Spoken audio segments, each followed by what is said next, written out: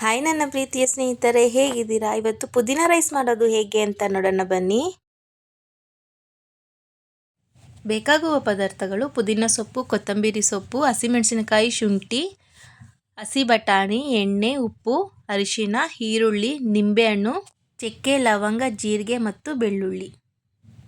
ಮೊದಲಿಗೆ ಒಂದು ಮಿಕ್ಸಿ ಜಾರಲ್ಲಿ ಪುದೀನ ಸೊಪ್ಪು ಹಾಕ್ಕೋತಾ ಇದ್ದೀನಿ, ಕೊತ್ತಂಬರಿ ಸೊಪ್ಪು ಹಾಕ್ಕೋತಾ ಇದ್ದೀನಿ, ಶುಂಠಿ ಮತ್ತು ಹಸಿಮೆಣಸಿನಕಾಯಿ ಹಾಕ್ಕೋತಾ ಇದ್ದೀನಿ, ಮತ್ತು ಚಕ್ಕೆ, ಲವಂಗ, ಜೀರಿಗೆ, ಬೆಳ್ಳುಳ್ಳಿ ಹಾಕ್ಕೋತಾ ಇದ್ದೀನಿ.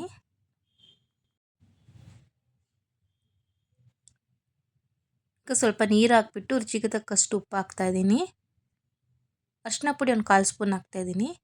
ಈಗ ಮುಚ್ಚಿಬಿಟ್ಟು ರುಬ್ಕೊಳ್ಳೋಣ. ಇಷ್ಟು ರುಬ್ಕೊಂಡ್ರೆ ಸಾಕು. ಈಗ ಒಂದು ಪಾತ್ರೆಯಲ್ಲಿ ನಾನು ಹಸಿ ಬಟಾಣಿ ಬೇಯೋದಕ್ಕೆ ಹಾಕ್ತಾ ಇದ್ದೀನಿ. ಒಂಚೂರು ಉಪ್ಪು ಹಾಕ್ತಾ ಇದ್ದೀನಿ. ಈಗ ಒಂದು ಬಾಣಲೆಯಲ್ಲಿ 2-3 ಸ್ಪೂನಷ್ಟು ಎಣ್ಣೆ ಹಾಕ್ತಾಯಿದ್ದೀನಿ. ಒಂದು ಅರ್ಧ ಸ್ಪೂನಷ್ಟು ಜೀರಿಗೆ ಹಾಕ್ತಾಯಿದ್ದೀನಿ ಮತ್ತು ಈರುಳ್ಳಿ ಹಾಕ್ತಿದ್ದೀನಿ. ಹಾಕ್ಬಿಟ್ಟು ಚೆನ್ನಾಗಿ ಫ್ರೈ ಮಾಡ್ಕೊಳ್ಳೋಣ, ಸ್ವಲ್ಪ ಬ್ರೌನ್ ಆಗೋವರೆಗೂ. ಪುದೀನ ಸೊಪ್ಪು ಹಾಕ್ತಾಯಿದ್ದೀನಿ, ಹಾಕ್ಬಿಟ್ಟು ಅದನ್ನು ಸ್ವಲ್ಪ ಚೆನ್ನಾಗಿ ಫ್ರೈ ಮಾಡ್ಕೊಳ್ಳೋಣ. ಬಟಾಣಿ ನಾನಿಲ್ಲಿ 5-10 ನಿಮಿಷ ಬೇಯಿಸ್ಕೊಂಡಿದ್ದೆ, ಇಷ್ಟು ಬೆಂದರೆ ಸಾಕು. ಈಗ ಇದನ್ನು ಕೂಡ ಹಾಕ್ಕೋತಾ ಇದ್ದೀನಿ. ಹಾಕ್ಬಿಟ್ಟು ಅದ್ರ ಸ್ವಲ್ಪ ಚೆನ್ನಾಗಿ ಫ್ರೈ ಮಾಡ್ಕೊಳ್ಳೋಣ. ಈಗ ನಾವು ರುಬ್ಕೊಂಡಿದ್ವಲ್ಲ ಮಸಾಲ, ಅದನ್ನು ಹಾಕ್ಕೋತಾ ಇದ್ದೀನಿ. ಪುದೀನ ಮತ್ತು ಎಲ್ಲ ಚಕ್ಕೆ ಲವಂಗ ಎಲ್ಲ ಹಾಕಿ ರುಬ್ಬಿದ್ವಲ್ಲ, ಅದನ್ನು ಹಾಕ್ಬಿಟ್ಟು ಮತ್ತೆ ನೀಟಾಗಿ ಫ್ರೈ ಮಾಡ್ಕೊಳ್ಳೋಣ. ಈಗ ನಿಂಬೆ ರಸ ಹಾಕ್ತಾಯಿದ್ದೀನಿ ಅರ್ಧ,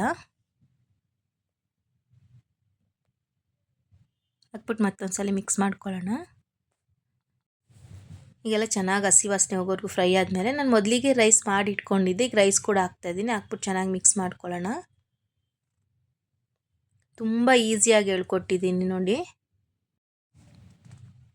ಈಗ ಪುದೀನ ರೈಸ್ ರೆಡಿಯಾಗಿದೆ, ಸರ್ವಿಂಗ್ ಪ್ಲೇಟ್ಗೆ ಹಾಕ್ಕೊಳ್ಳೋಣ.